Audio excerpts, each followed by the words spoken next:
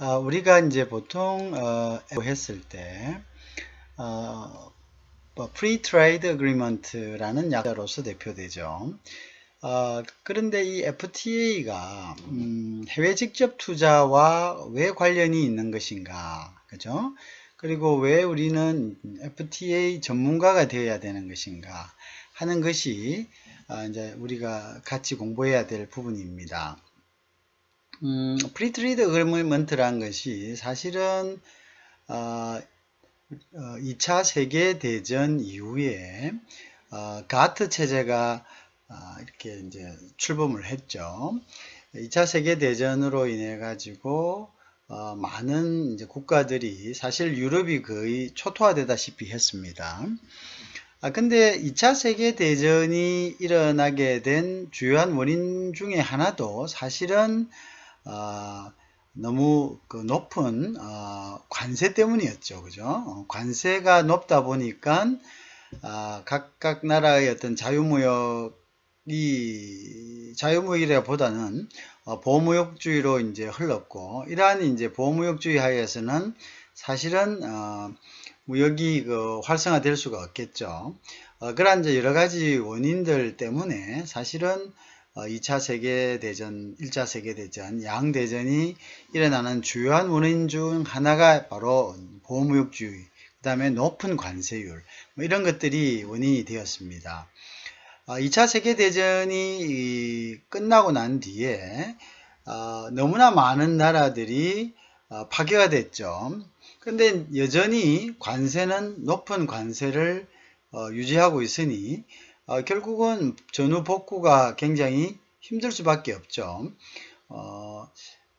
우리가 이제 어떤 부분이, 자그마한 부분이 이렇게 파괴가 되면은 그 나라에서 그냥 해결하면 되죠. 예를 들어서 특정 지역에 불이 났다. 그러면 이게 국가적인 전체적인 어떤 그러한 데미지가 아니기 때문에 국가의 다른 그 한 나라에 있는 어떤 자재들을 갖고 와가지고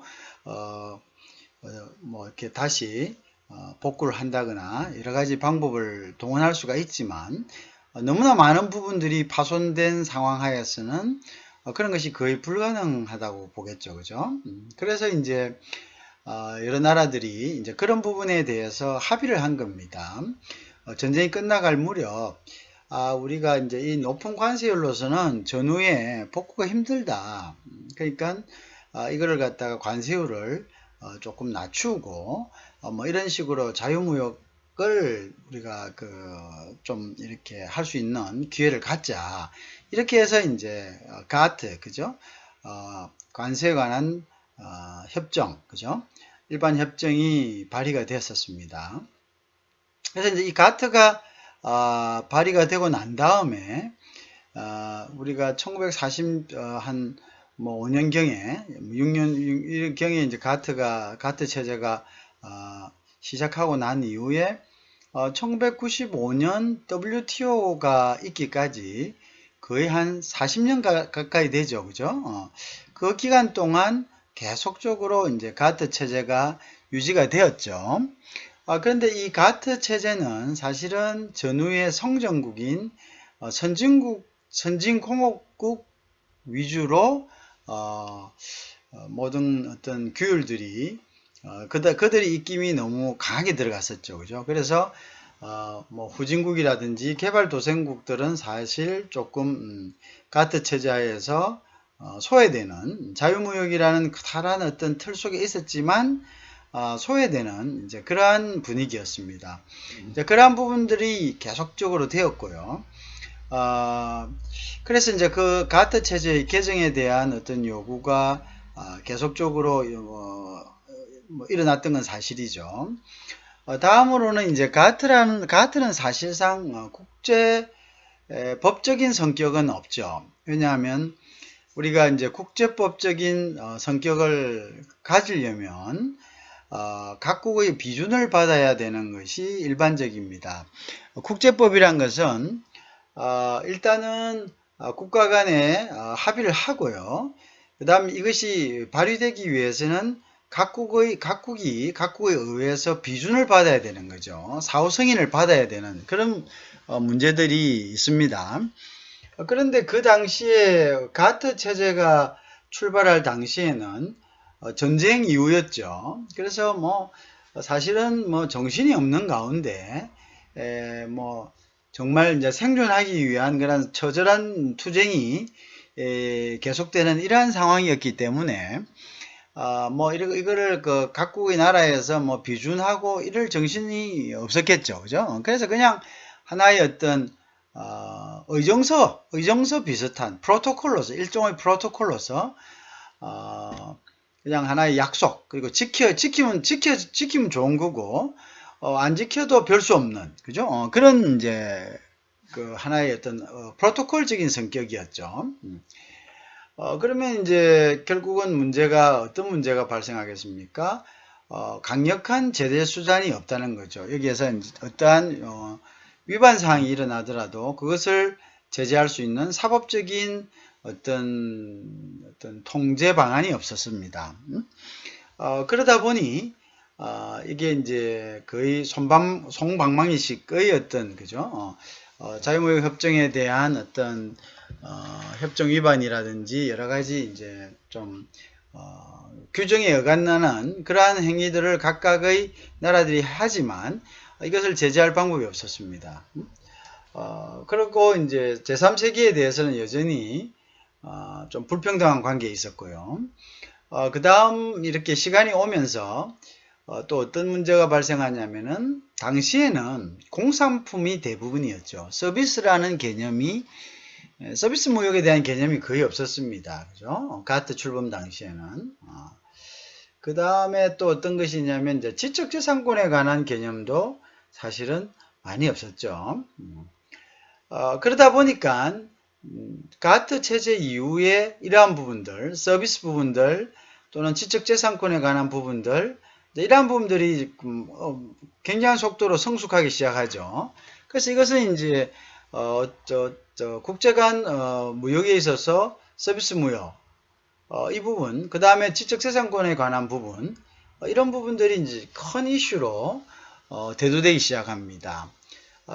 그래서 1995년에 이르러서는 가트 체제의 한계를 모두가 직시하고 이렇게 해서는 안 되겠다.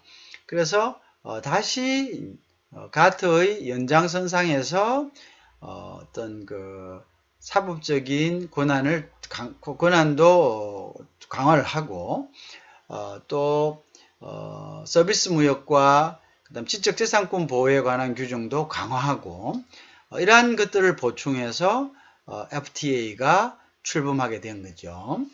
그래서 FTA는 한마디로 다자간 무역협정입니다. 결국 회원국들이 그 FTA에서 결정된 부분, WTO에서 결정된 부분에 대해서는 모든 회원국들이 골고루 평등하게 다 적용이 되는 거죠. 그게 WTO였죠. 1995년도에. 자, 그러면 이제 이 WTO의 가장 월드 트레이드 오가니제이션이죠. 그죠? 가장 큰 목적은 뭐냐면 자유무역이었습니다. 자유무역이었는데 그런데 이제 문제가 이제 발생되기 시작하죠. 그래서 이 WTO는 이제 다자간 협정이라 해서 이것은 WTO에서 합의를 본 사항, 그죠? 합의를 본 사항은 결국은 이제 이건 모든 회원국들에게 동등하게 적용이 됩니다. 그죠? 그리고 WTO의 가장 큰 하나의 그 프린시플이 뭐냐면 최후 원칙입니다. 최후 원칙. 그게 뭐냐면 어떤 국가가 어떤 특정한 국가에게 혜택을 줬다 합시다. 그러면 그 혜택은 회원국 모든 국가에게 똑같은 혜택을 줘야 된다는 거죠. 이해하시겠죠? 어떤 국가가 어떤 특정한 국가에게 혜택을 줬다 합시다. 그러면 이퀄리티 돼야 된다는 거죠. 그러면 다른 국가에 대해서도 그 국가가 어떤 특정한 국가에게 준 최고의 혜택에 똑같은 수준으로 적용시켜 줘야 된다. 이런 거죠. 그것을 우리가 이제 최국 원칙이다. 이렇게 이야기합니다. 자, 이렇게 이제 최국 원칙이 발효가 되었습니다. 그런데 그 이후에, WTO의 협정문 끝에는 양자간 협정, 양자협정의 규정을 두고 있습니다. 바로 이 양자협정에 관한 부분이,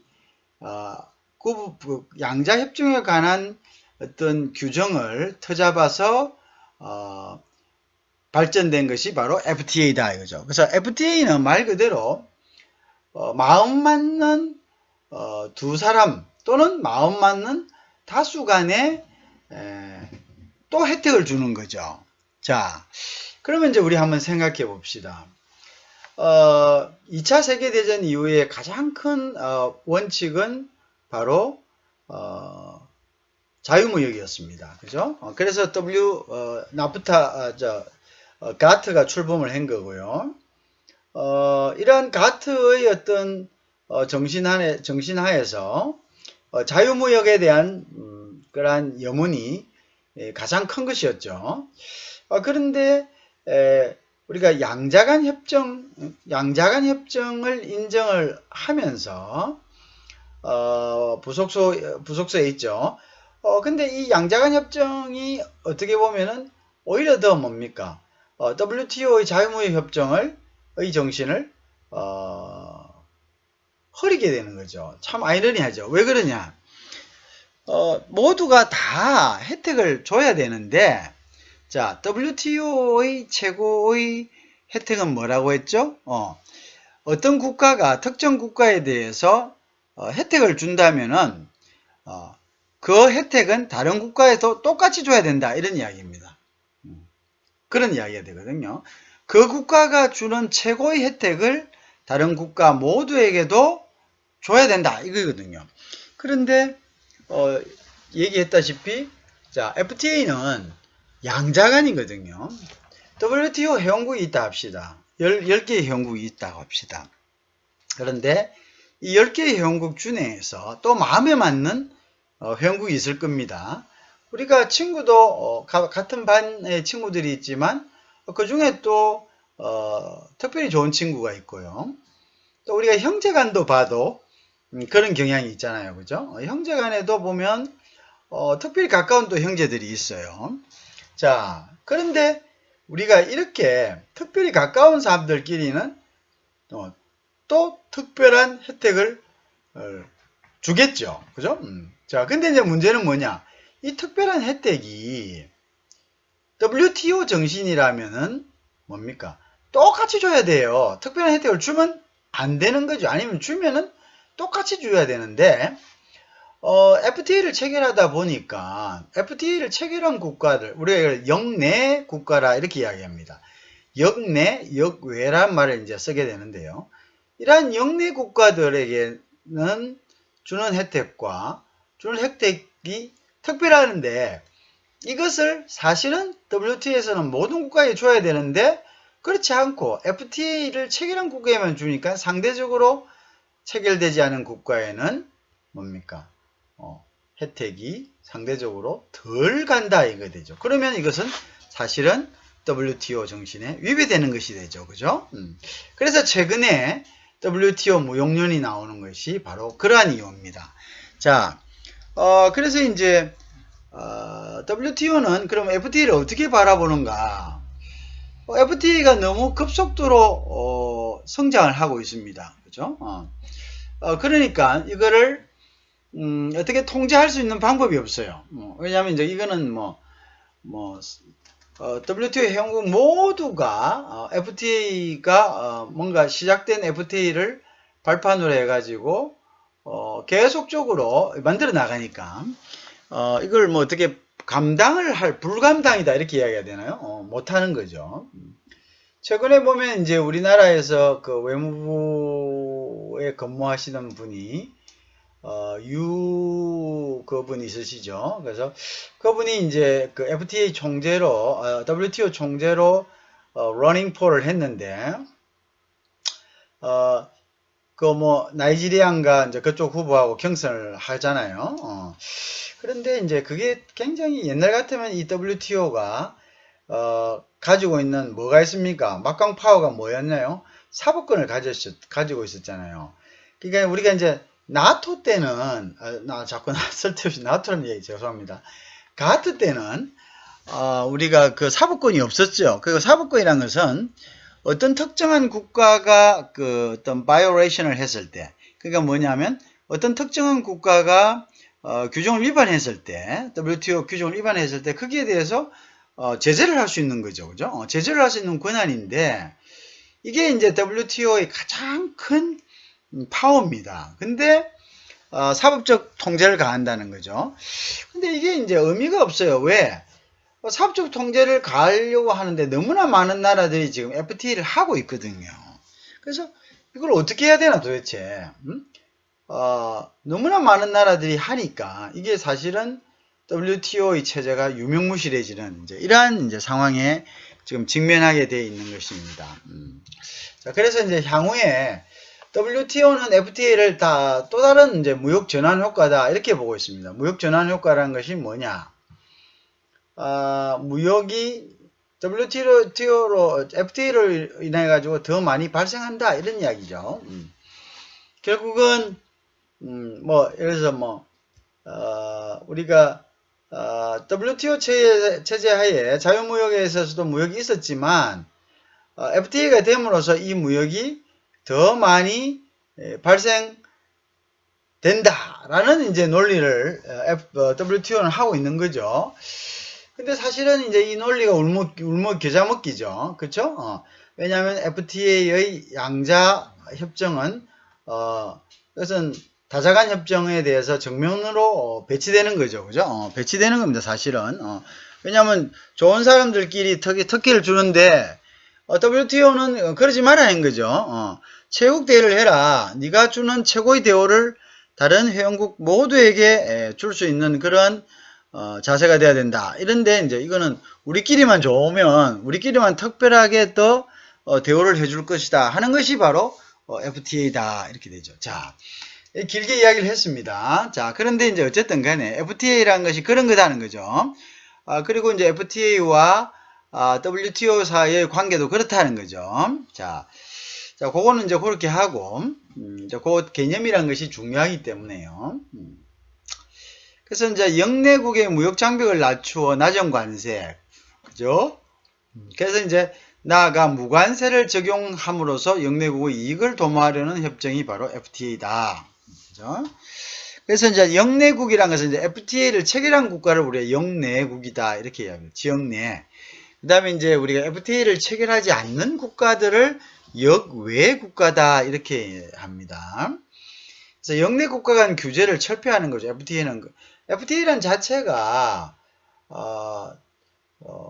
자기 나라 그 영토의 어떤 베리어 그러니까 장벽을 없애버리는 거죠. 그 경제적 영토의 장벽을 없애는 겁니다. 군사적 정치적인 근데 EU 같은 것은 군사적 정치적 장벽도 허물어버리고 그냥 말 그대로 하나로 돼버린 거죠. 그래서 경제 정치 공동체가 돼버리는 거죠. 그죠? 자, 그래서 가장 대표적인 FTA이면서도 가장 발전적인 FTA가 사실은 EU입니다. EU. 그걸 우리가 메가 FTA다 이렇게 이야기합니다. 메가 FTA. 여러분들 나프타란 말도 들어보셨죠?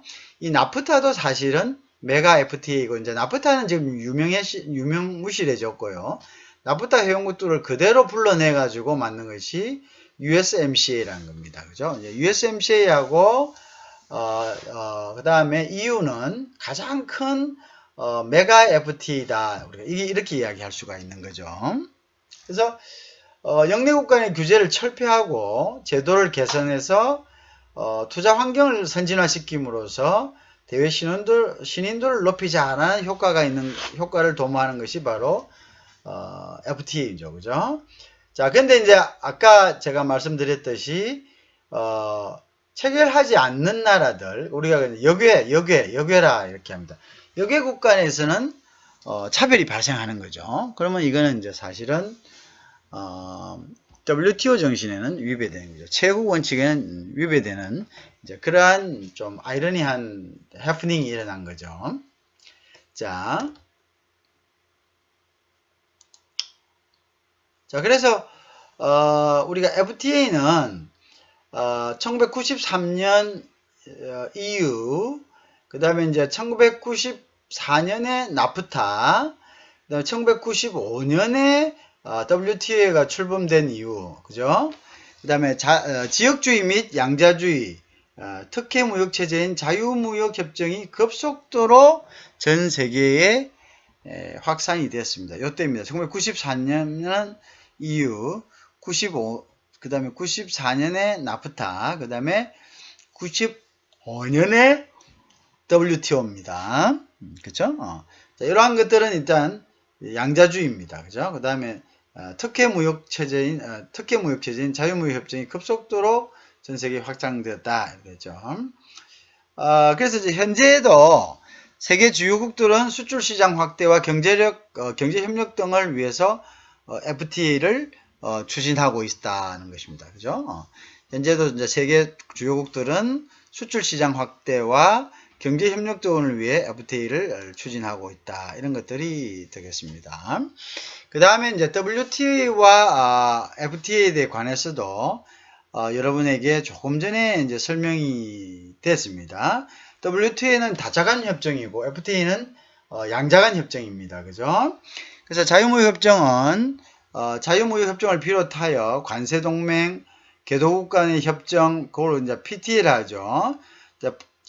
Preferential Trade Agreement, 그죠? 그 다음에 서비스 협정, 그죠? Economic Integration Agreement, 그죠? 를 포함하는 개념을 우리가 이야기합니다. 그죠? 그것을 우리가 지역무역협정은 자유무역협정을 비롯하여 관세동맹, 그 다음에 개도국 간 협정, 서비스 협정, 그죠? 를 포괄하는 개념이다. 세계무역기구는 이제 WTO죠. 모든 회원국들에게 최고 대우죠. Most favored, 그죠? Nation clause. 자, most favored는 가장 뭡니까? 편리를 주는, 그죠? 가장 편리를 주는 그러한 국가의 어떤 clause 조항이다. 그래서 우리가 최고 혜택을 주는, 그죠? 그래서 그걸 우리가 최국 대우다 이렇게 이야기를 하고 있습니다. 자, 어쨌든 세계무역기구는 모든 회원 국가들에게 최국 대우, 그죠? 최국 대우를 갖다가 인정해야 됩니다. 자, 그 다음에 이제 뭐냐면 자, 그러면 이제 외국인 직접 투자라는 것은 무엇이냐? FTA는 그렇다는 거죠. 그럼 이제 외국인 직접 투자는 무엇이냐는 것은 외국인 직접 투자하는 것은 외국인이 그래서 foreign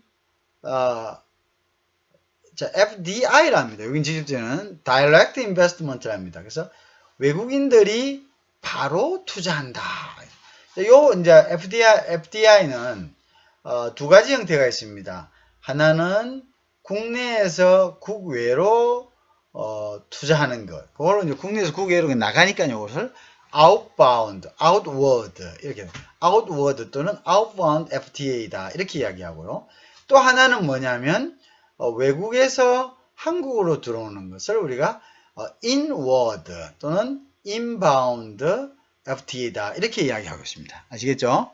inward 또는 inbound FTA다 이렇게 이야기하죠. 자, 그러면 이제 우리는 FTA하고 거의 이제 좀 비슷한 보통 FDI라고 합니다.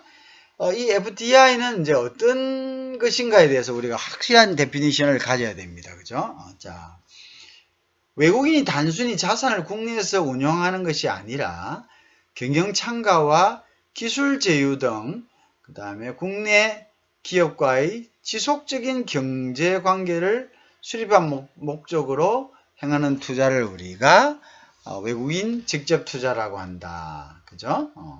국내 자산 운영하는 것뿐만 아니라 경영 참가와 기술 제휴 등 국내 기업과 지속적인 경제 관계를 수립한 목적으로 행하는 투자를 우리가 외국인 직접 투자다 이렇게 이야기합니다.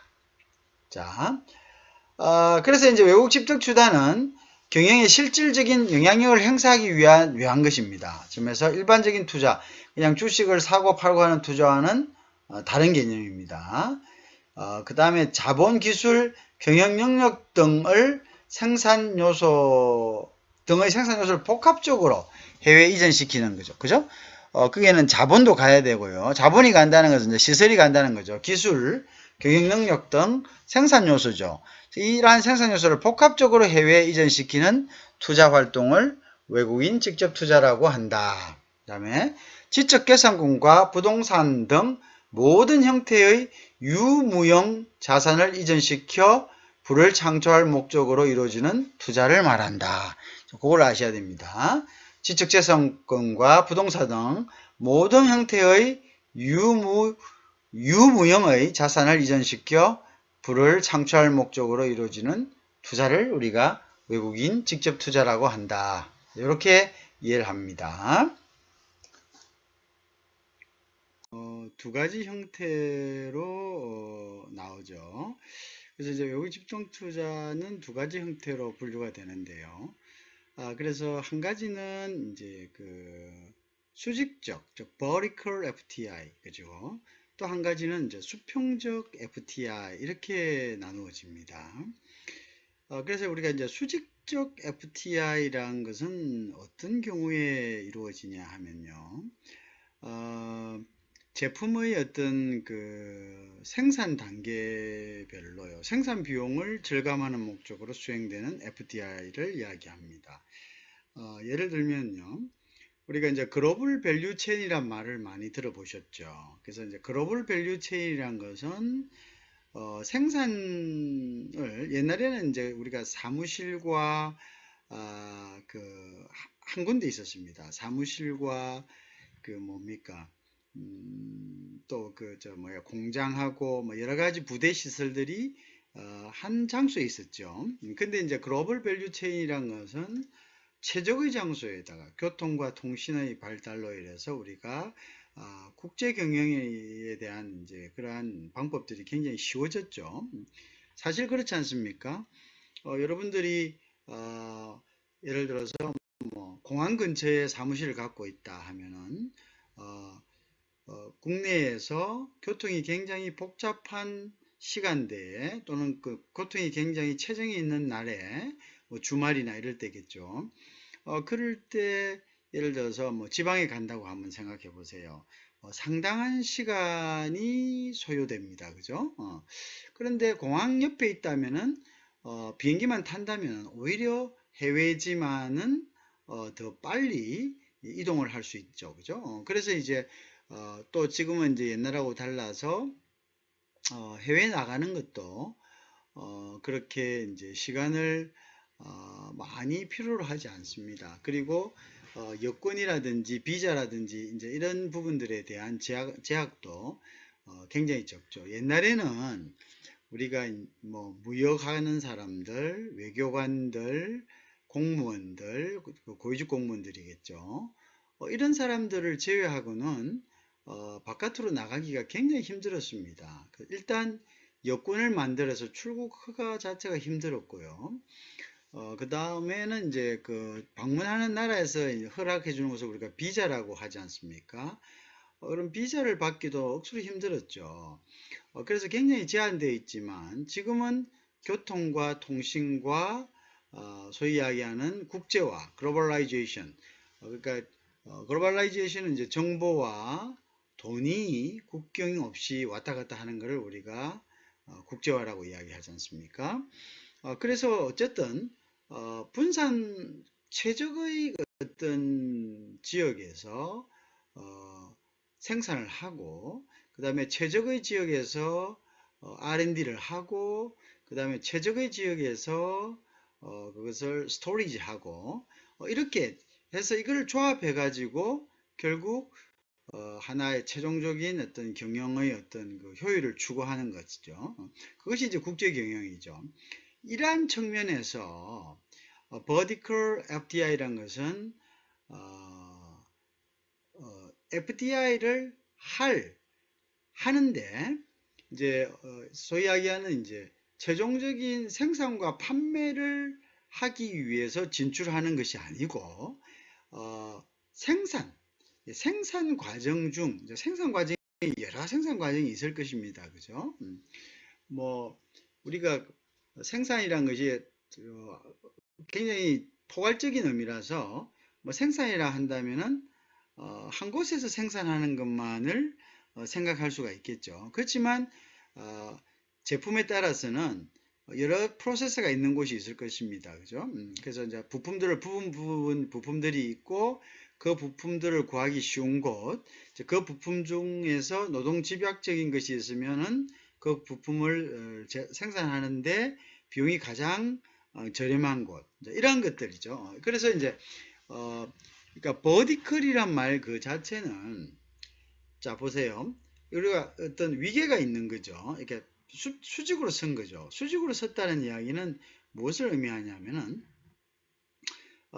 생산 라인, 그 다음에 뒤에 부품을 제공하는 업체, 그 다음에 조립을 하는 업체, 그 다음에 이제 그것을 다시 판매하는 업체, 뭐 이런 식으로 같은 직종, 즉 어떤 수평한 어떤 같은 직종이나 경쟁자들이 아닌 뭔가 시퀀싱 되는, 그죠? 뒤에서 이렇게 점점 이렇게 그 뒷받침되는, 그죠? 그러한 이제 직종들 간의 어떤 투자, 즉 그런 직종의 어떤 투자를 갖다가 우리는 수직적 FDI다 한다. 그래서 결국은 이제 우리가 이제 그 나간다는 이야기가 되겠죠. 그러한 이제 FDI를 위해서 우리가 바깥으로 나간다는 그런 이제 의미를 가지고 있겠죠.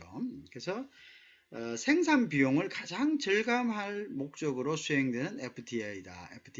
이렇게 되어 있습니다. 그것이 우리가 수직적, vertical FDI다 한다. 그래서 각국의 생산 기지를 두고 가장 유리한 지역에 이제 거기는 이제 여러 가지 목적이 있을 수 있습니다. 노동비가 싼 곳이 있을 수가 있고요. 또 어떤 곳은 원료를 구하기 쉬운 곳도 있을 수가 있을 것이고요. 어떤 곳은 이제 생산해서 어떤 거점으로 가기 위해서 교통이 편리한 곳도 있을 것이고요. 또 이제 R&D가 또 비교적 R&D 비용이 적게 드는 곳이 있을 수도 있을 것이고요. 이런 여러 가지 부분들의 어떤 장점이 있는 데를 우리는 이제 글로벌 밸류 체인에 따라서 최적의 장소에다가 투자를 하게 되는 거죠. 이것을 우리가 vertical FDI다 이렇게 이야기합니다. 그래서 vertical FDI 같은 경우는 외국인 직접 투자 대상국의 선택은 상이한 생산 요소의 부존량에 따른 생산 비용의 차이에서 정해진다. 이게 무슨 말이냐? 그러면 결국은 뭡니까? 자기들이 가지고 있다면은 그것을 굳이 우리가 다른 나라에 가서 투자할 이유가 없겠죠. 그러니까 자기들이 없는 생산 요소의 부존량에 따른, 그죠? 그러니까 생산 요소가 없기 때문에 그 다음에 생산 비용의 차이가 나기 때문에 직접 그곳에 가서 공장을 세우고 거기에서 조립이나 생산을 한 다음 다시 그것을 어떻게 최종 조립지로 보내서 조립하는 그런 방식이죠. 그건 이제 그러한 것들 생산 과정에서 생산 비용을 절감하기 위해서 수행되는 그걸 하기 위해서 우리가 투자하는 FDI를 우리가 수직적 FDI다 우리가 그렇게 이야기합니다. 무슨 말인지 이해하시겠죠? 그걸 우리가 이제 수직적이다 이런 이제 의미로서 이야기를 하는 거죠. 그렇게 이해를 하시면 되겠습니다. 자, 그래서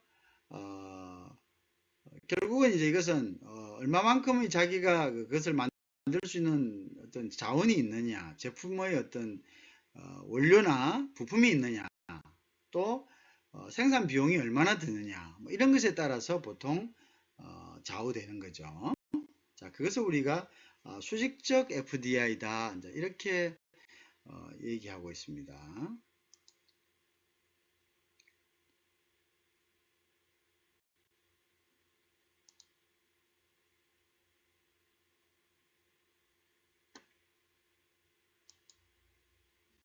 자, 그 다음에 이제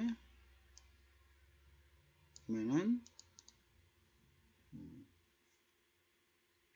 자, 그래서 이제 수직적 FDI를 조금 더 보면요. 수직적 FDI는 여러 단계로 나누어지는 생산 과정에서 생산 단계의 요소 집약도의 차이가 생긴다. 그죠? 요소의 집약도가 생기죠. 어떤 자기가 가지고 있는 노동이라든지 자본이라든지 건물이라든지 이제 이러한 것의 어떤 차이가 생기죠. 그러면 이제 뭐 자본이 조금 더 자본을 좀 더 쉽게 조달할 수 있는 곳, 그죠? 그런 것이 또 국내에서 잘 안 된다면 국외로 나가면 되겠고요. 국외는 이제 그만큼 외국인 투자가들에 대해서 여러 가지 이제 인센티브를 줄 수가 있겠죠. 그런 것이겠고, 그 다음에 이제 뭐 노동력도 마찬가지고요. 그 다음, 임대료 같은 거죠. 그래서 토지나 이제 건물 같은 거를 좀 쉽게 그런 것들이 다 생산 요소인데 이러한 이제 생산 요소의 차이 때문에 가장 어떻게 아까 글로벌 밸류 체인이라는 것이 어떤 거라 했죠? 가장 경쟁력이 있고 가장 이득이 되는 곳에 생산 기지를 두는 것이죠. 그 생산 비용을 절감하기 위해서 투자하는 이러한 부분들을 우리가 vertical FDI다 이렇게 이야기합니다. 자, 그래서 기업은 생산 비용을 절감하기 위해 가장 낮은 비용으로 생산할 수 있는 국가를 이제 분류를 하는 거죠. 생산 단계에서 분리하여 거기에 따라서 그 각각의 국가에다가 가장 글로벌 밸류 체인 상에서 가장 이득이 되는 국가에서 FDI가 발생됩니다. 그게 투자한다 이런 이야기가 되겠죠. 자, 그래서 이제 한 제품의 생산 공정을 수직적 계열화하여 여러 국가에 배치하고, 그죠? 이 공정들이 서로 유기적으로 연결하도록 함으로써 원가상의 우위를 접하거나 생산의 효율성을 추구하는 이제 그러한 목적을 가진 것이 바로 vertical FDI다 이렇게 보시면 되겠습니다. 그게 이제 그 vertical FDI의 가장 큰 목적이 되겠죠. 그죠? 생산의 효율화를 갖다가 추구하는 것이다. 그 생산의 효율을 추구하기 위해서 하는 FDI를 우리가 vertical FDI 하는 외국인 직접 투자를 우리가 수직적 외국인 직접 투자, 해외 직접 투자라고 이야기합니다. 이해하시겠죠? 그리고 이제 아까 모두에도 얘기했다시피 외국인 직접 투자는 아웃바운드가 있고 인바운드가 있다는 거죠. 아웃바운드와 인바운드가 있다는 것을 잘 기억하시기 바랍니다. 아웃바운드는 우리가 바깥으로 투자를 하는 걸 이야기하고요. 인바운드는 이제 외국인들이 국내로 투자를 하는 것을 이제 이야기를 하는 것이죠.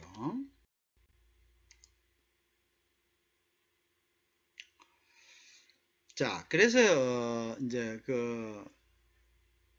그래 그거들이죠. 그거는 아까 조금 전에 했던 거고요. 자,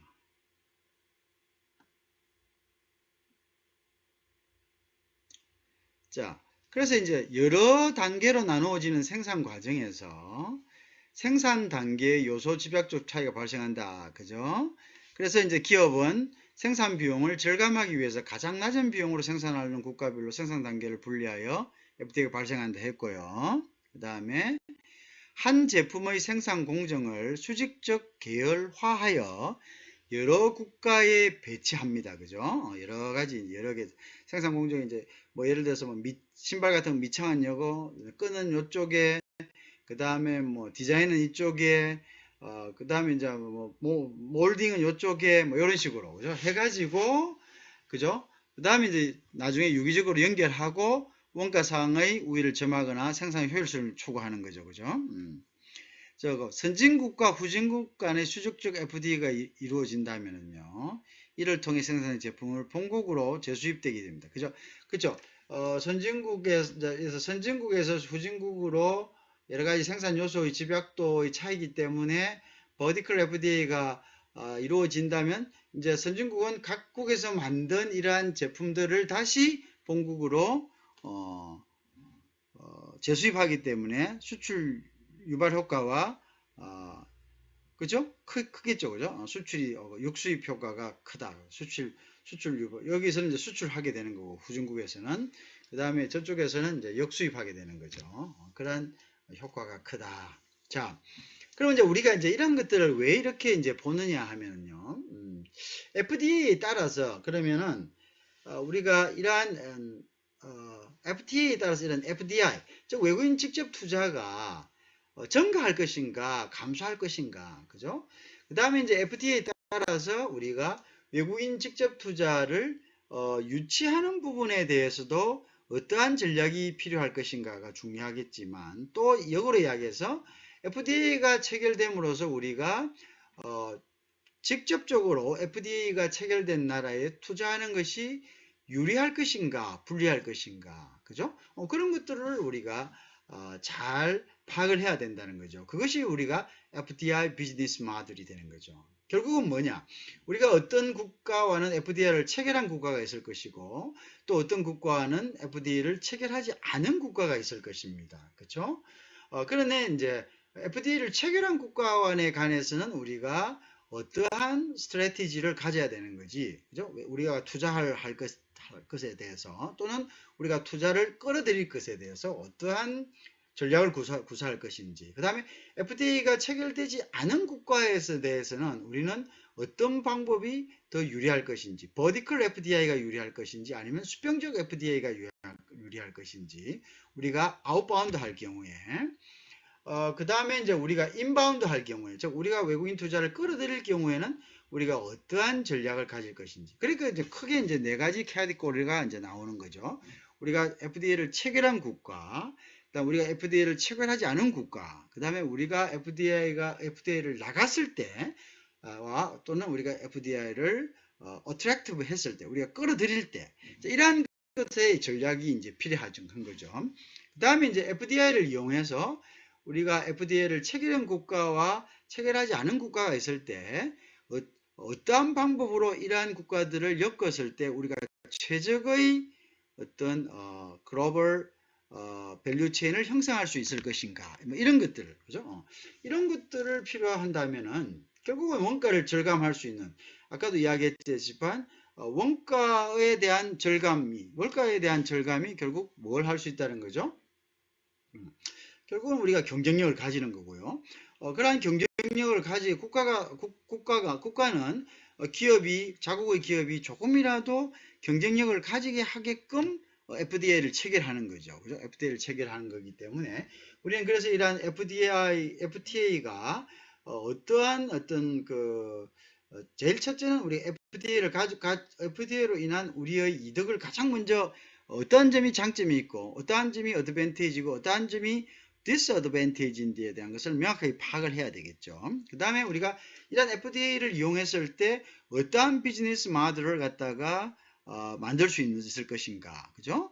그 다음에 이제 FDA와 FDI를 갖다가 했을 때 우리가 외국인 투자를 결국 우리 기업들이 FTA를 이용해서 생산상의 어떤 비용을 절감하기 위해서 어떤 스트래티지를 구할 것인지, 추구할 것인지, 또한 외국인 기업들을 우리 국내로 FTA를 이용해서 어떠한 장점을 가지고 우리가 그들을 어트랙트 할 것인지, 그죠? 그런 것들에 대해서 우리가 전문적인 어떤 지식을 갖고 있어야 되고요. 그러기 위해서는 우리가 FTA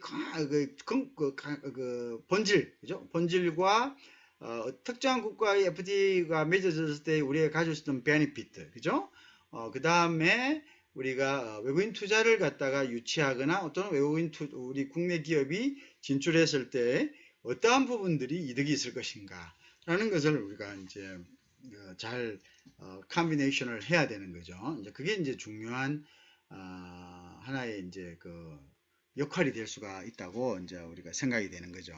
자, 그래서 그리고 이제 우리가 FTA 상에서 FTA가 그 발효됐을 때 그러면 우리가 수출은 어떤 영향을 미칠 것인가, 그죠? 수출 영향. 그러면 수출과 또 우리가 투자는 또 어떠한 등식이 성립할 것인가, 이러한 부분들에 대한 숙고를 필요로 하는 것이죠. 이해하시겠죠? 이러한 부분들에 대한 우리가 숙고가 필요하다, 이렇게 되는 거죠. 자, 그 다음에 이제 조금 더 보면, 자 어쨌든 선진국은 자기의 재료를 어떻게 합니까? 후진국에서 만들어서, 버티컬 FDI의 경우는 만들어서 그것을 다시 본국으로 가져오죠. 그러면 이제 후진국에서 봤을 때는 어떻게 합니까? 수출이 되니까, 그죠? 수출이 되니까 수출이 정대되겠죠. 그 다음에 또 역으로 이제 그 선진국은 역수입이 증가가 되는 이러한 현상이 발생이 될 것입니다. 그죠? 그것이 이제 우리가 vertical FTA의 관계에서 이제 나타난다고 할 수가 있겠죠. 자, 그러면 이제 우리가 어떤 국가가 특정한 국가와, 즉 내가 투자한 국가인데 내가 어떤 투자한 국가가 아닌, 투자국이 아닌 이제 다른 국가와 FTA를 맺었다고 합시다. 이제 그럼 어떤 문제가 발생하나요? 자, 어떤 비즈니스는 경쟁자가 있겠죠. 경쟁자가, 그죠? 그러면 이제 이 경쟁자하고의 관계가 이제 문제가 되는 거죠. 경쟁자가 반드시 있다는 거죠. 그죠? 그러면 이제 이러한 경쟁자와의 관계에서 그러면 어떻게 할 것인가? 내가 유리할 것인가? 불리할 것인가? 이것도 이제 중요한 것이 되겠죠. 자, 어쨌든 그 뒤에서 좀 보겠습니다.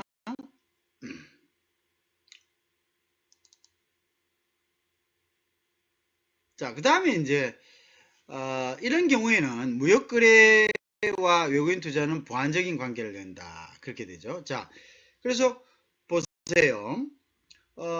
외국인 투자가 증가하면은 vertical FDI에서는 무역 또한 어떻게 됩니까? 증가되는 거죠. 그죠? 무역 또한 증가된다. 그죠? 외국인 투자가 많이 되면 될수록 어떻게 됩니까? 무역 또한 증가되는 거죠. 자, 우리나라도 마찬가지겠죠? 예를 들어서 외국인 투자를 많이 끌어들인다. 그죠? 외국인을 많이 끌어들이면 결국 vertical FTI의 경우에는, 즉 수직적 FTI의 경우는 결국은 국내에서 만든, 한국에서 만든 부품을 다시 어디로 가져가나요? 다시 본국으로 가져가기 때문에 물건을 만든 한국의 입장에서는 수출이 정대가 될 것입니다. 그죠? 수출이 정대가 될 것이다. 그죠? 그렇죠. 그러니까 이제 결국은 외국인 투자를 많이 유치시킬수록 수출은 정대될 것이다. 그렇게 되겠죠. 자, 자, 그런데 이러한 수직적 FTA는 투자 대상국의 시장 개방이나 무역 의존도가 높을수록 활발해지죠. 그쵸? 그러면 시장 개방성, 자, 우리 같은 경우에, 한국 같은 경우를 봅시다. 우리는 무역 의존도가 높습니다. 그죠?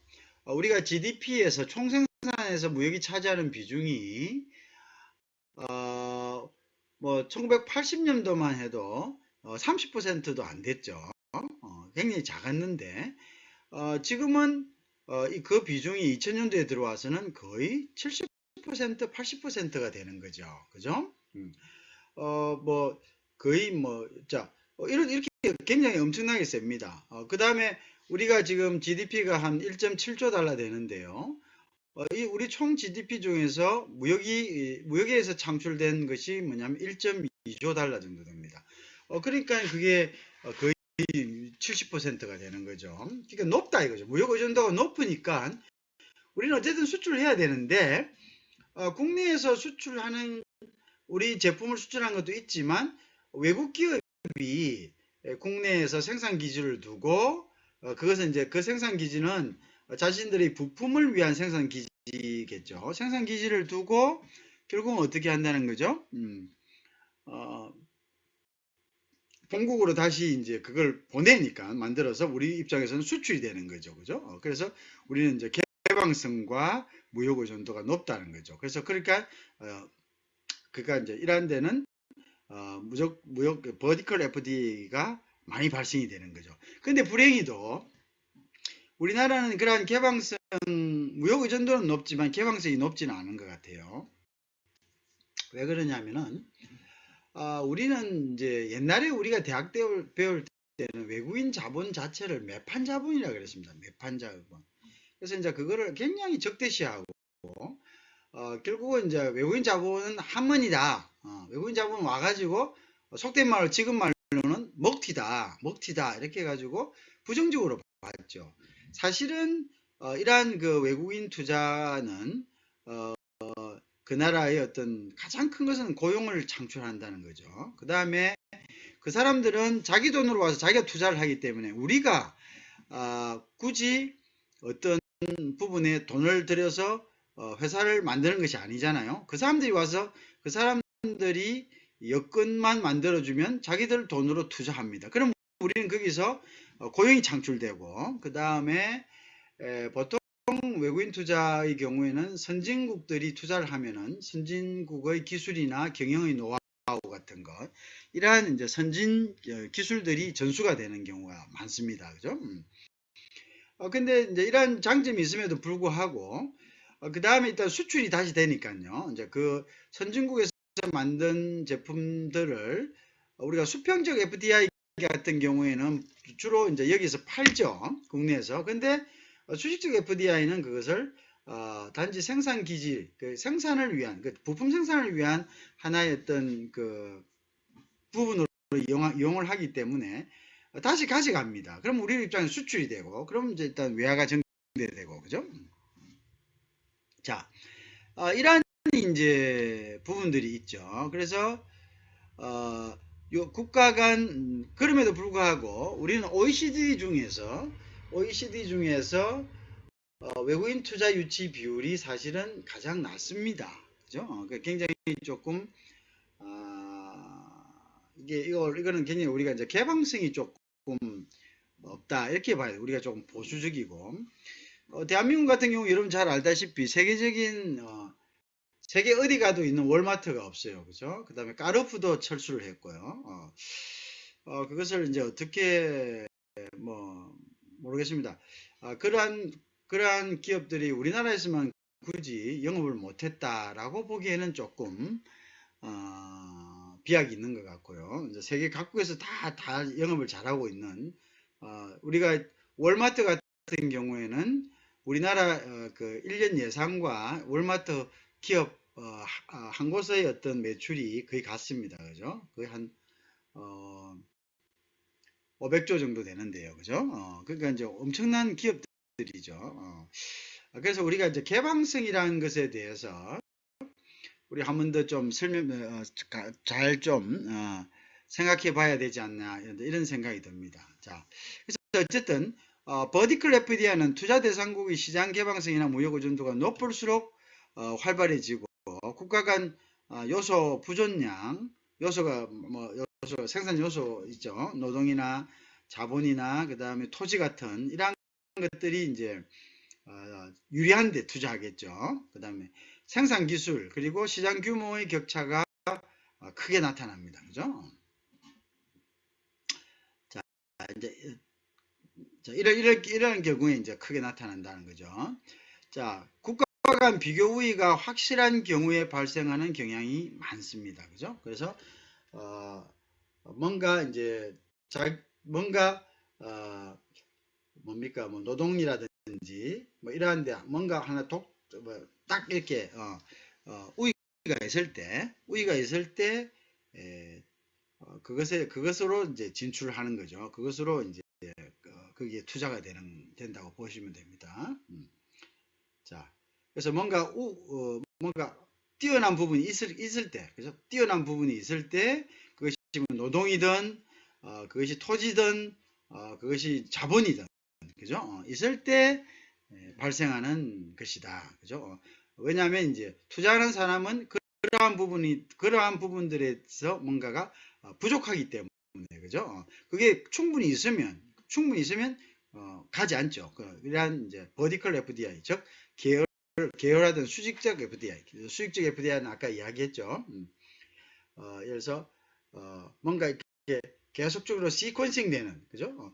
그래서 부품, 그 다음에 조립, 그 다음에 생산의 조립을 같이 하면 조금 더 포괄적으로 생산, 그 다음에 이제 판매, 유통, 이렇게 쭉쭉쭉쭉 이렇게 하나의 어떤 체계가 되어 있는, 우리가 흐름이 있는 이러한 이러한 투자를 갖다가 우리가 버티컬 FDI다 이렇게 이야기할 수 있습니다. 아시겠죠?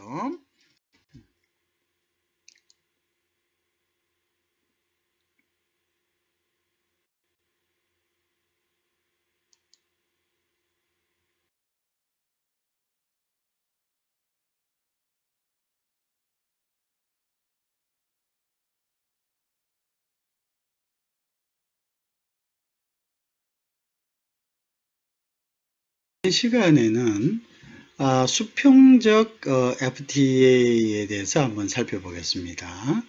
그래서 이제 지금까지 지난 시간에는 우리가 이제 수직적 FTA를 봤는데요. 이제는 이제 수평적 FTA에 대해서 한번 봅니다. 그래서 이 수평적 FTA라는 것은 어떤 것이냐 하면요. 수직적 FTA는 어떤 생산 기지를 이렇게 글로벌 밸류 체인에 분산시키는 것을 이야기했습니다. 생산 기지에서 가장 효율적인 곳에 분산시키기 위해서 한 것을 우리가 이제 그 수직적 FTA라고 했습니다. 그래서 뭐 부품 공장이라든지 이제 이런 것들을 세계 각국으로 경쟁이 있는 곳에 내보내는 거죠. 근데 수평적 FTA는 그거하고는 좀 틀립니다. 그래서 수직적 FTA하고 수평적 FTA가 죄송합니다. FDI가 아니고 FDI가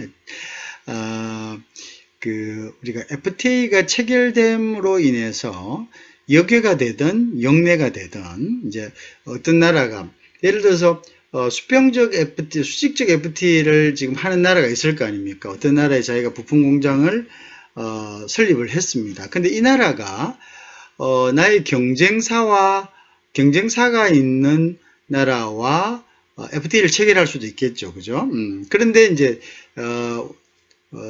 자기 나라는 이 나라와 어떤 FTA를 체결하지 않는 경우가 생길 수 있겠죠. 그러면 이제 이런 입장이 된다면은 역외가 되는 거죠. FTA를 체결하지 않은 그런 이제 상황이 된 거죠. 자, 이렇게 됐을 때는 우리가 수평적 FTA와 그다음에 수직적 FTA가 각각 효과가 완전히 상반되는 효과를 나타내게 되는 겁니다. 그 부분을 한번 살펴보죠. 그래서 수평적 FTA라는 것은 수직적 FTA하고는 조금 틀립니다. 수직적 FTA는 아까 말씀을 충분히 드렸지만 수평적 FTA는 그럼 어떤 거냐면은 수평적 FTA는 그 나라에 진출해서 그 나라에서 생산해서 그 나라에 팔기 위해서 진출하는 경우가 대부분입니다. 그래서 예를 들어서 지금까지 어떤 A라는 기업이 B라는 국가에 진출하려고 하려 합시다. FDI로. 그런데 우리가 보통 FDI로 진출을 하려는 주된 이유는 트레이드 베리어 때문에 그렇습니다. 이게 이제 트레이드 베리어란 것은 우리가 처음에 수출하죠. 이제 수출할 때 그 수출하는 부분을 우리는 대부분 수출을 하면 그것을 직접 수출이라고 알고 있는데 오퍼상이나 아니면 purchasing agent나 이런 자기가 현지에 가서 스스로가 그 기업이 가서 지사를 내고 그 지사에서 자기 종업원을 고용해서 그 종업원으로 하여금 영업을 하게 해서 물건을 갖다가 팔게 하는 그것은 직접 수출에 해당됩니다. 그렇지 아니하고 다른 사람이 내 물건을 가져가서 그것을 이렇게 다시 파는 행위, 그것을 팔기 위해서 내 물건을 사가는 것은 그것은 엄격하게 얘기해서는 직접 수출이 아니고 그것은 우리가 간접 수출이다 이렇게 이야기합니다. 직접 수출보다는 간접 수출에 의해서 해외 시장을 개척하는 것이 첫 번째 단계겠죠. 그러다가 이제 보통의 경우에 직접 수출로 넘어가죠. 왜냐하면 이제 간접 수출의 장단점이 있는데요. 간접 수출은 처음에는 자기가 어떤 직장 내에 수출을 위한 조직이나 또는 마케팅이라든지 여러 가지 어떤 경비나 인건비가 들지는 않습니다. 그래서 좋은 점은 있죠. 그런데 나중에 가서 그러면 이제 어떤 경우로 수출하게 됩니까? 우리가 대리점, 그러니까 이제 에이전트나 디스트리뷰트라는 이런 시스템을 사용하겠죠. 기존에 수출하고자 하는 나라에서 어느 정도 시장을 갖고 있거나 고객을 갖고 있는 사람들, 이런 사람들을 자기 에이전트나 디스트리뷰트로, 에이전트나 디스트리뷰트가 큰 차이가 있는 건 아닙니다. 실질적으로 에이전트하고 디스트리뷰트가 어떤 용어적으로는 구분을 하고 있습니다. 예를 들어서 이런 거죠. 에이전트 같은 경우에는 물건을 자기 이름으로 사가서 대파는 경우입니다. 그러니까 자기가 예를 들어서 100만원짜리 물건을 본사로부터 사가서 자기가 필요한 만큼 마진을 붙여서 대파는 거죠. 물론 그 마진도 본사에서 정하는 경우가 있긴 합니다. 그런데 이제 대부분 본사의 물건을 그러니까 그럴 경우에는 이 에이전트는 본사의 클라이언트가 되는 거죠. 커스터머입니다. 일종의 커스터머가 되는 거죠. 가서 이제 자기가 마진을 붙여 팔거나 아니면 본사에서 마진 부분에 대해서 기본적인 어떤 프린시플이 있으면 그것을 따라야죠. 왜냐하면 이제 그렇게 하는 기업들도 시장에서 자기 상품의 가격이 들쭉날쭉하고 또는 너무 이제 그 마크업 돼가지고 폭리를 취하는 거, 그래서 이제 상품의 이미지가 나빠지는 거, 이런 걸 방지하기 위해서 공산품 같은 경우에는 마진율을 정해놓고 있습니다. 어쨌든 그런 경우에도 자기가 자기 물건을 사가서 그것으로 다시 대파는 것을 우리가 이제 에이전트라 일반적으로 그렇게 얘기하고요. 디스트리뷰트는 이제 그 물건을 소위 하기에는 이제 머천다이징 트레이드처럼 그 물건에 대해서 중개만 하는 겁니다. 그 물건을 직접 자기가 사오지 않고 그 물건에 대해서 오퍼를 내죠. 대신에 돈은 자기한테 오는 것이 아니라 본사로 가게 하고 본인은 본사에서 그 물건에 대한 어떤 마진을 리베이트를 받는 형식, 이제 그런 형식으로서 영업을 하는 사람들을 우리가 이제 디스트리뷰터를 하는데, 실질적으로는 이런 에이전트와 디스트리뷰터가 어떤 금액에 따라서 혼재해서 이렇게 영업을 하기 때문에, 혼재해서 영업을 한다는 것은 디스트리뷰터도 그 작은 금액은 본인이 사와서 거기서 마진을 붙여서 파는 경우가 많습니다. 자, 그렇지만 큰 금액은 아주 큰 공사라든지 이런 큰 프로젝트는 에이전트도 자신의 어떤 능력으로서 벗어날 경우에는 디스트리뷰터처럼 자기가 어떤 그 쿼트를 주고요, 견적서를 주고 견적을 내주고 그 견적의 차이만큼 이제 자기가 본인이 마진을 갖다가 확보하는 그런 방법을 취합니다. 그래서 그것을 이제 디스트리뷰터든 에이전트든 어떻게 보면 특별하게 뭐 이렇게 딱 데피니션이 어떤 정해져 있다. 뭐 이런 게 아니고 어떤 상황을 봐서 뭐 에이전트가 디스트리뷰터 역할도 하고 또 디스트리뷰터도 에이전트 역할도 하고 뭐 이렇게 혼재되어 있다는 거죠. 어쨌든 이런 에이전트나 또는 디스트리뷰터에게 물건을 줘서 그들이 그들의 고객에게 물건을 팔아서 하는 수출을 우리가 그것은 모두 간접 수출이다 이렇게 이야기합니다. 그러면 이제 직접 수출은 그거하고는 좀 반대가 되겠죠. 직접 수출은 이제 그런 수출이 아니고 지사나 아니면 지점이나 이것을 이제 그 회사가 직접 설립을 하고요. 그게 인원도 자기들이 직접 고용해서 직접 이제 영업을 하는 경우죠. 자, 이렇게 이제 그 영업을 하는 우리가 직접 수출하는 경우와 간접 수출하는 경우는 모두 장단점이 있습니다. 근데 이제 이러한 것들을 이제 하는 주된 이유는 어쨌든 뭐 직접 수출은 고객을 바로 컨택해서 정보를 빨리 흡수해서 피드백을 빨리 할 수 있다는 거고요. 그 다음 대신에 이제 단점은 초기부터 많은 경비와 시간이 소요된다는 거겠죠.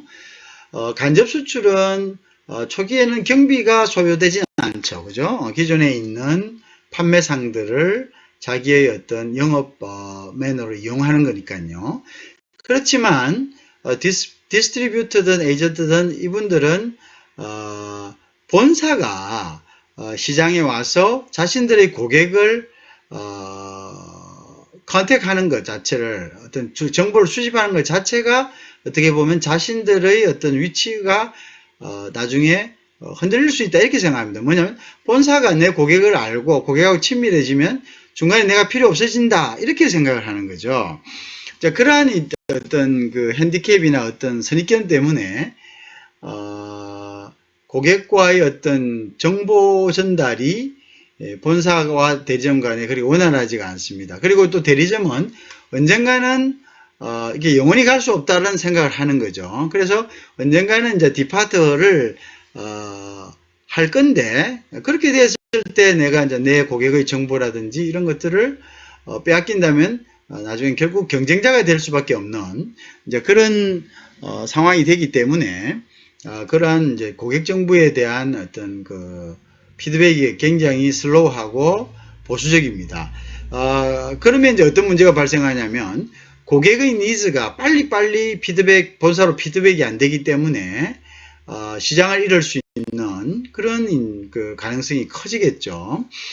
그래서 이제 그러한 문제들 때문에 장단점이 있다. 자, 어쨌든 이러한 이제 수출로 인해 가지고 어떤 기업이 아주 석세스풀하게 그 마켓 쉐어를 넓혀 간다고 했을 때 가장 그래도 그 부분에 대해서 좀 곤욕스러운 부분은 물론 그 수입국의 어떤 정부나 수입국의 경쟁자들일 겁니다. 그래서 수입국의 경쟁자들은 마켓이 점점점 자기의 경쟁자 어떤 엔트런트들의 어떤 경쟁에 의해 가지고 넓혀지면은 위협을 느끼게 되고 이것은 곧 정부에 대한 압력으로 이어지겠죠.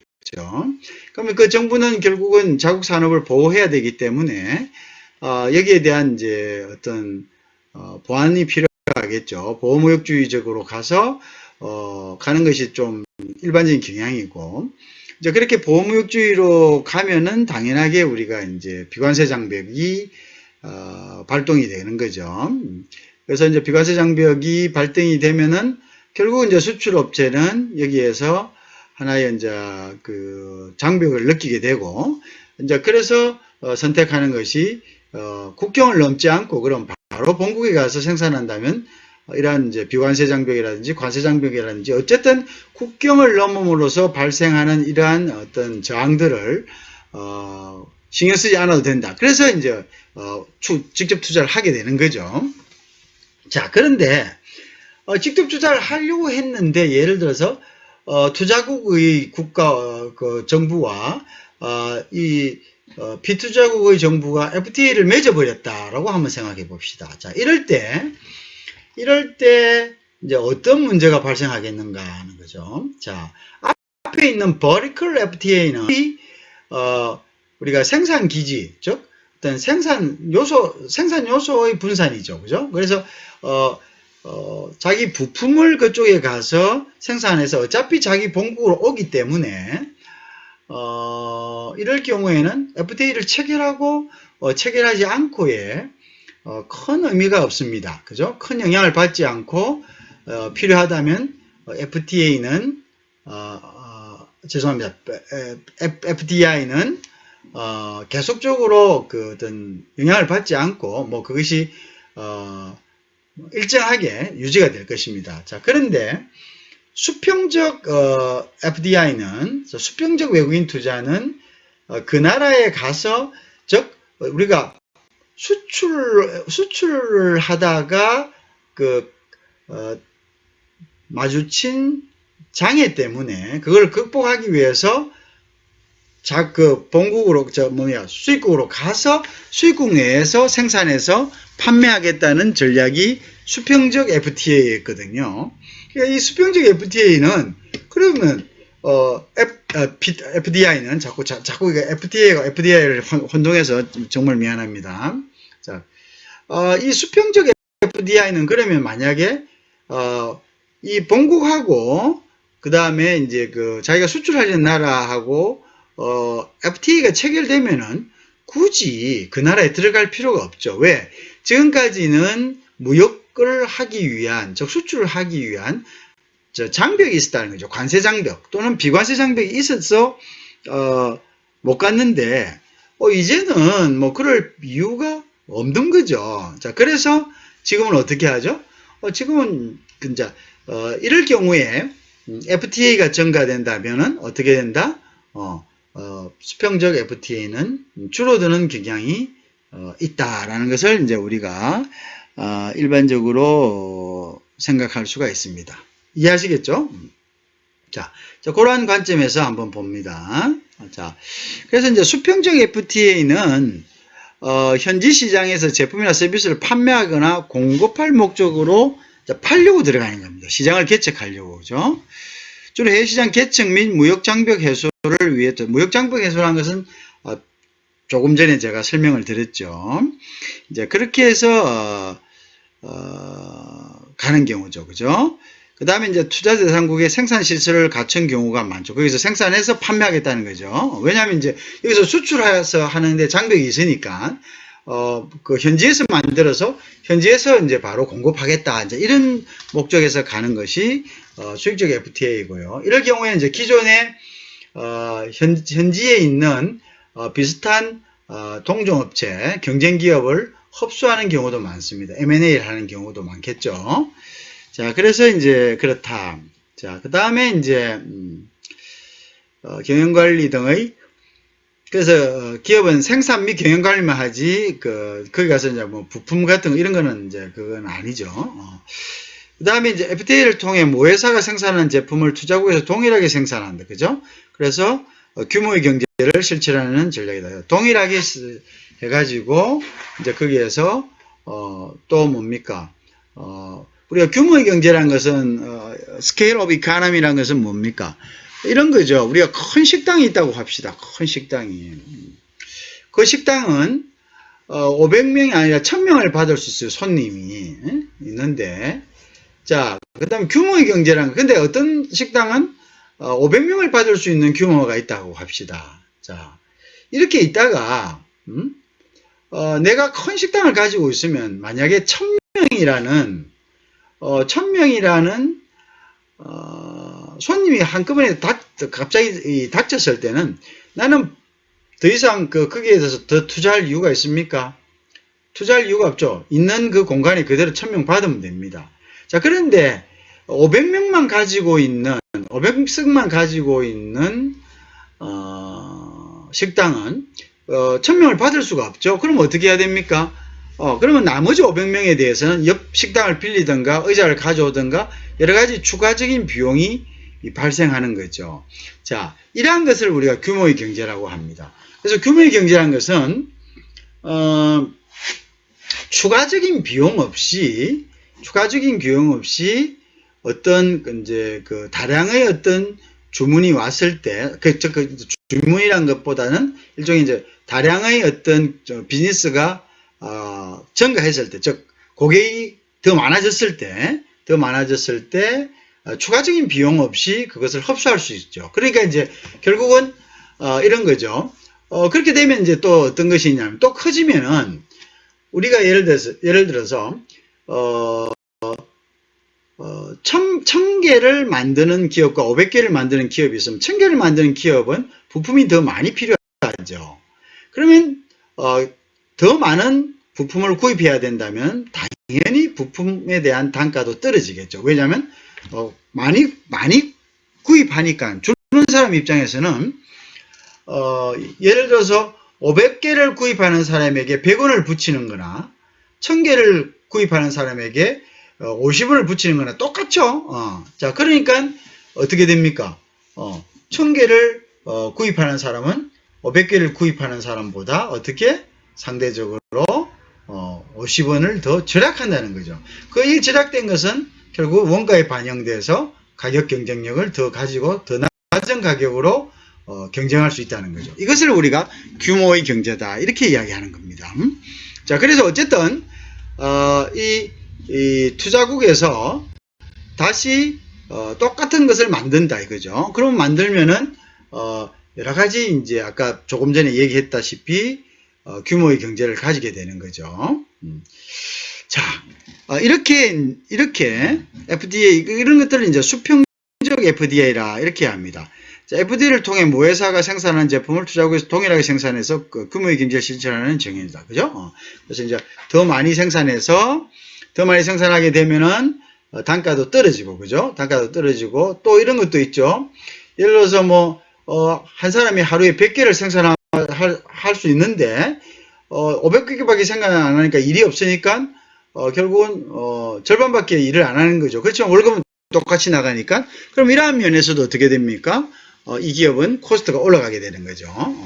자, 그렇죠? 무슨 말인지 이해하시겠죠? 그래서 이제, 그러한 것들이 이제 규모의 경제다. 많이 생산하면 생산할수록 단가는 떨어진다. 이렇게 되는 거죠.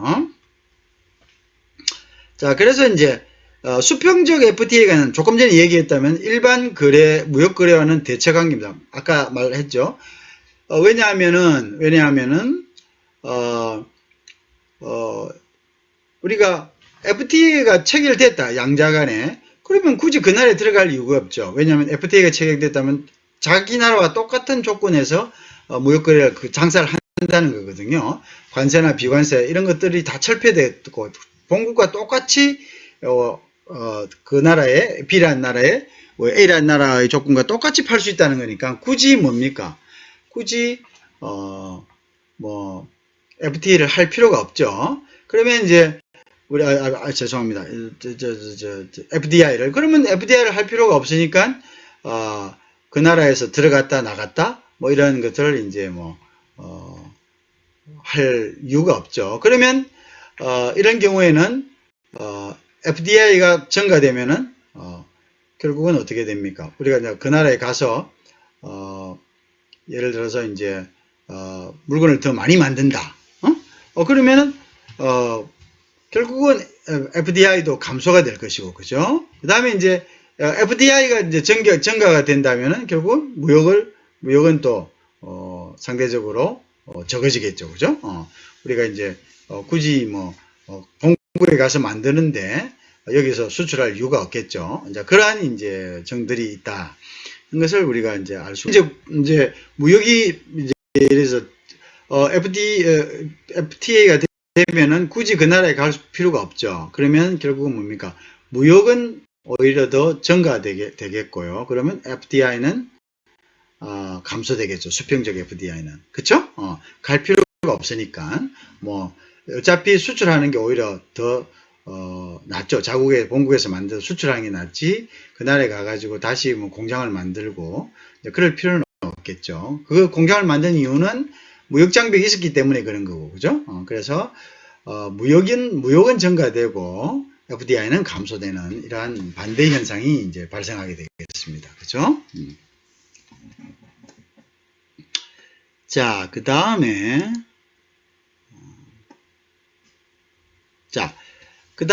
이제 보면은, 아까 조금 전에 얘기했고, 수평적 대체관계가, 수평적 FDI는, 일반적 무역거래와는 대체관계가 있다. 그죠? 그래서 이제 같은 사업 내에서 외국인 직접 투자는 직접적인 상품의 교육 규모와 반비례하는 관계를 갖게 된다. 그죠? 무역이 확대됨에 따라 이러한 종류의 외국인 직접 투자는 감소하게 된다. 그렇죠? 갈 필요가 없는 거죠. 그죠? 갈 필요가 없다. 그냥 국내에서 하면 되지. 똑같은 조건이니까. 수평적 FDI를 한 이유는 무역 장벽이 있었기 때문인데, 무역 장벽이 흐려진다면은 이제 그 갈 이유는 굳이 없는 거죠. 그래서 이제 수평적 FDI는 요소 분포도가 유사하고요, 시장의 크기, 산업 구조 이런 것들이 비슷한 국가들 사이에서 발생하는 경향이 많습니다. 그죠? 당연하겠죠. 그죠? 자, 이러한 경우에 많다. 그러면 이제 비슷한 산업 구조, 뭐 시장의 크기 이런 곳에 가서 그것은 무엇입니까? 마켓이 있다는 거죠. 그리고 이제 아까 수직적인 것에서는 요소의 차이가 크고, 그죠? 여기는 이제 뭔가 노동력이라든지 임금비 이런 차가 커야 되겠죠. 그 다음에 이제 부존자원도 우리가 안 가지고 있는 것을 그쪽에서 많이 가지고 있어야 되겠죠. 그럼 우리도 있고 그것도 비슷비슷하게 있는데 굳이 거기 갈 필요는 없겠죠. 그래서 풍부하게 얻을 수 있는 뭔가 있어야 되는데, 그것은 이제 수평적 FDI는 그렇고, 수직적 FDI는 우리가 가서 물건을 파는 겁니다. 생산해서. 그러면 우리가 지금 팔고 있는 이 환경과 그 환경이 서로 비슷해야지만 우리가 지금 팔고 있는 이러한 것들이 잘 팔릴 수가 있겠죠. 그런 것입니다. 그죠? 부자 동네에서 파는 물건이 가난한 동네 가서 팔릴 수가 있겠습니까? 안 팔리는 거죠. 그죠? 마찬가지고, 가난한 동네에서 팔 물건을 부자 동네 가서 판다 해서 또 그것도 잘 팔리는 것은 아닙니다. 그래서 비슷한 환경이 되어야 된다는 것을 얘기하고 있죠.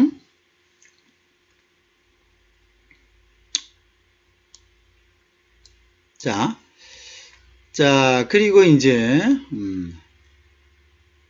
자, 그래서 같은, 그죠? 자, 그 다음에 이제 수평적 FDI에 영향을 미치는 요인은 시장 규모나 시장의 개방성 등이다. 그죠?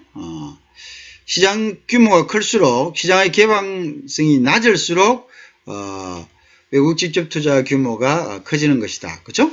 시장 규모가 크고, 그 다음에 이제 시장 규모가 개방성이 낮아야죠. 그러니까 장벽이 있다는 거예요. 장벽이 있기 때문에 그 장벽을 극복하기 위해서 그 나라로 직접 들어간다는 이야기죠. 그래서 그 개방성이 낮습니다. 낮으면, 개방성이 높으면 우리가 굳이 거기까지 갈 필요 없고 그냥 본국에서 보내면 되는 거죠. 그죠? 그래서 개방성이 낮다는 이야기는 그만큼 무역 장벽이 있다는 이야기죠. 그렇지만은 시장 규모는 크다는 거죠. 그런 이제 부분들을 여러분들이 잘 이해를 하셔야 됩니다.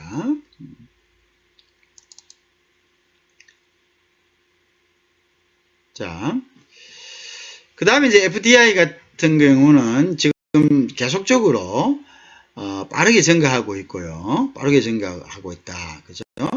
이제 선진국으로의 FDI 유입은 이제 굉장히 감소하는 반면에 개발도상국으로서의 이제 유입은 2008년 글로벌 금융위기 이유는 이제 그렇다는 거죠.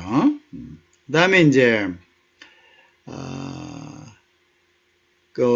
보통 보면은 이제 중국이 FDI가 굉장히 많고요. 브라질, 인도 등으로 차지하고 있죠. 근데 우리나라는 지금 굉장히 하위권에 지금 머무르고 있는 이런 심각한 상황입니다. 그래서 이제 아마도 이제 그런 것들이 외국인 자본에 대한 우리가 외국인 자본으로 가지고 피해를 본 적이 없어요. 사실은요. 우리 역사적으로 봐서는 그럴 기회도 없었고요. 근데 이게 이상한 이제 사상적 흐름으로 그냥 외국인 자본이 매판 자본이다. 뭐 이런 것들로 이제 해서 아직도 이제 그런 사고가 우리 국민들한테는 좀 남아 있는 것 같아요. 그래서 우리가 얼마 전만 해도 뭐 한 10년, 20년 전만 해도 외제차를 타는 것 자체도 굉장히 좀 눈치를 봐야 되고 또 그게 또 비난의 대상이 된 시절이 있었습니다. 자, 그런데 지금은 이제 그런 것들이 아무래도 조금 많이 완화가 됐죠. 그만큼 우리가 이제 보수적인 그런 스탠스를 가지고 있었다. 그죠? 그래서 우리나라 같은 경우는 무역 의존도가 70%가 되죠. 결국 우리가 70% 정도 된다는 것은 우리가 많이 팔아야 된다는 이야기거든요. 근데 우리가 사주지도 않으면서 우리 것만 팔려고 한다면은 그것은 조금 그쵸? 좀 얌체 같은 그런 생각이죠. 그게 이제 그리고 이제 우리 어차피 비즈니스에서 돈이라는 것은 투자처와 이득이 나는 곳을 찾아서 이렇게 다니게 돼 있습니다. 그죠?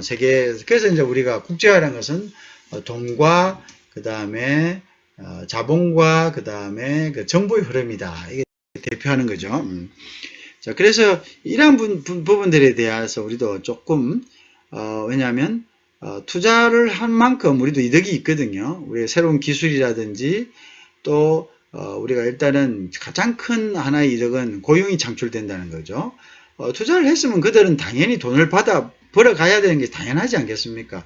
우리 개인적으로 역지사지로 생각해도 우리가 뭔가를 투자했다면 우리는 거기서 뭔가를 기대하는 거고, 그죠? 그 기대해서 뭔가를 얻지 못한다면 굳이 투자를 할 이유가 없겠죠. 그것은 뭐 동서고금을 막론하고 일반적인 하나의 가치입니다. 그죠? 자, 그러한 부분에 대해서 우리의 가치만을 생각하고 상대방의 가치를 부정하는 그런 것은 좀 맞지 않다. 그죠? 그것은 우리가 커먼센스에 맞지 않다. 자, 이제 그런 우리가 좀 열린 마음이 필요하다는 것이 이제 중요합니다. 그죠? 지금은 이제 영 제너레이션들은 그렇지 않습니다만은 지금 조금 이제 올드보이들 이런 분들이 이제 아직은 그런 사고가 굉장히 조금 지배적인 경우가 많습니다. 자, 뭐 최근에 또 보면 론스타가 또 그런 부분이 있었는데, 근데 그거는 세계 각국에서 일어나는 한 부분 중에 하나입니다. 왜냐하면 자본이란 것은 결국은 이득을 쫓아서 오게 돼 있고, 우리가 필요하면 그것은 받아들이는 것입니다. 그렇죠? 받아들이고, 우리가 그들이 투자를 할 때는 그들이 원하는 것이 있을 거고, 우리가 투자를 끌어들였을 때는 우리가 원하는 것이 있을 것입니다. 그죠? 서로가 윈윈 했을 때는 이게 가장 이상적인 거죠. 한쪽만 어떤 이득을 갖고 다른 쪽이 이득을 갖는 것에 대해서는 저항을 갖거나 젤러시 한다면은 그것은 태도가 아니죠. 그죠? 태도가 아니다. 자, 어쨌든 간에 이제 그렇다. 자, 그래서 어쨌든 뭐 이게 지금 제가 이제 FTA하고 일단 FDI 관계를 이제 설명을 하고 했습니다만 우리가 이제 주어진 시간이 이제 또 뭐 한계가 있네요. 그리고 이제 끝으로 조금 더 부연을 하면 결국 이제 FTA 전문가인데요. 그 전문가들은 이게 FTA는 이제 하나의 세계적인 흐름이 되었습니다. 그죠? 양자간 이제 어떤 이득을 쫓아서 네이버링 하는 그러한 컨트리들이 서로 간의 어떤 베네핏을 갖는, 그죠? 그러한 형태를 우리가 이제 FTA라고 이야기합니다. 이러한 큰 FTA 흐름 속에 어떤 최국 대우라는 글로벌 자유무역을 외치던 WTO가 사실은 녹아내리고 있고요. WTO가 지금 하나 가지고 있는 가장 큰 무기가 뭐냐면 어떤 강제력을 행사하는 거죠. 가트에 비해서, 그죠? 사법권을 갖는 건데, 이 사법권이 결국 뭐냐면 공정하게 하지 않는 것에 대한 사법권입니다. 그런데 FTA는 그 자체가 양자 협약을 한 국가끼리는 특별 대우를 하고, 그 다음에 그렇지 않은 역외 국가는 역차별을 받기 때문에 이것은 정면으로 WTO의 정신에 도전하는 게 되는 거죠. 자, 그럼 이거 모든 것에 대해서 그러면 WTO는 지금 사업적 판단을 내려야 되는데, 이것은 사실상 이게 조류 자체가 압도해 버렸기 때문에 이러한 흐름 자체를 이걸 뭐 어떻게 할 수가 없는 거죠. 그러면 결국 뭡니까? WTO의 가장 큰 기능인 사법 기능이 마비돼 버리니까 무용론이 이제 대두가 되는 이제 이러한 상황까지 오게 된 거죠. 자, 이런 이야기를 하는 것은 WTO의 어떤 관가 중요하다는 것도 이제 중요하지만 FTA가 향후에 큰 조류일 것이다. 그럼 이 FTA를 얼마만큼 잘 아느냐에 따라서 우리가 FTA가 어떤 나라가 어떤 FTA를 가지고 있고 어떤 특색이 있고 우리가 알고 있는 EU라든지 나프타라든지 USMCA라든지 최근에 이제 아시아 지역에서 또 격돌하고 있는 TPP라든지 그 다음에 이제 뭐 이러한 것들 이러한 것들의 어떤 특색이 어떤 것이고 이러한 것들이 장단점이 어떤 것이고를 우리가 잘 파악해야지만이 거기에 따라서 우리가 어떤 통상 전략을 잘 구상을 할 것입니다. 그죠? 그래서 우리가 이 통상 전략을 잘 구상해서 어떤 그 글로벌 통상 환경은 계속적으로 유리한 자국에게 유리한 방향으로 이합집산을 하고 있습니다. 그죠? 그렇기 때문에 최근에 발생한 이제 미중 무역 전쟁을 보면 그 대표적인 예죠. 그래서 자기 편을 만들고 이제 그 편에서 서로가 이제 들어가지 않으면 불이익을 주고 이렇게 하는 것이 이제 지금 최근의 어떤 통상적인 경향입니다. 자, 그래서 이제 우리도 이러한 통상 환경에서 무역의 70%라는 이제 큰 몫을 우리가 이제 달성하지 않으면 국가의 생존이 힘든 이러한 이제 처지에서는 우리가 글로벌 통상 환경에 아주 재치 있고 민첩하게 대처할 수 있는 글로벌 FTA 전문가는 필수적입니다. 그렇지만 지금 보면 글로벌 FTA 전문가가 그렇게 양적으로 충분한 것은 아닙니다. 왜냐하면 이러한 FTA 전문가들이 우리 각 기업을 컨설팅 해주고 기업의 어떤 비즈니스 모델을 개척하고 최적의 글로벌 밸류 체인을 실천할 수 있는 경쟁력을 갖다가 갖출 수 있도록 기업에게 컨설팅하고 이러한 부분들이 필요한 거죠. 국가는 또 거기에 대해서 지원하고 그렇지 않으면 우리가